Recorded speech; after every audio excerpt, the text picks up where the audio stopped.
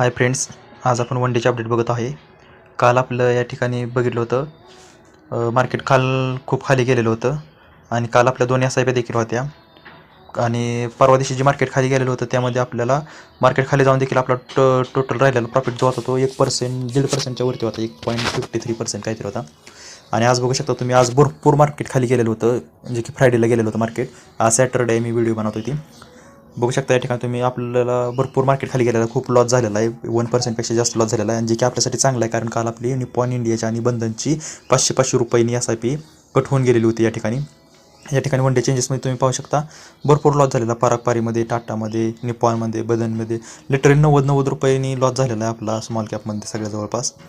आणि जे की आपल्यासाठी खूप फायद्याचं आहे, कारण आपली 500 रुपयांनी अशी 2 SIP कट होऊन गेलेले आहेत, जे की आपल्याला NVO भरपूर प्रमाणात भेटलेले असणार आहे. लिटरली आपले आता सध्या चालवलं जर तुम्ही पाहिलं तर हा XIRR आहे, आणि 3 फंड आपले मायनसमध्ये आहे. लिटरली टाटा तर पहिल्यापासूनच आपला मायनसमध्ये होता, जे की आपल्यासाठी खूप प्लस पॉईंट आहे, ज्यामध्ये आपण एक्स्ट्रा पैसे देखील टाकत आहे.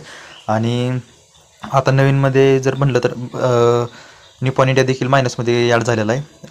SBI पण मायनसमध्ये जायचा वर यायचा चालूच होतं. बट आता नवीनमध्ये निप्पॉन देखील मायनसमध्ये ॲड झालेला आहे. बघू जर पुढच्या नेक्स्ट मंथमध्ये जर निप्पॉन इंडिया आणि SBIमध्ये तर एक्स्ट्रा पैसे टाकता येत नाही, पण निप्पॉन इंडिया जर नेक्स्ट मंथमध्ये देखील मायनसमध्ये राहिला तर आपण यामध्ये डबल पैसे टाकूया. एक्स्ट्रा जिथे 500 जातात तिथे 1000 रुपये टाकूया.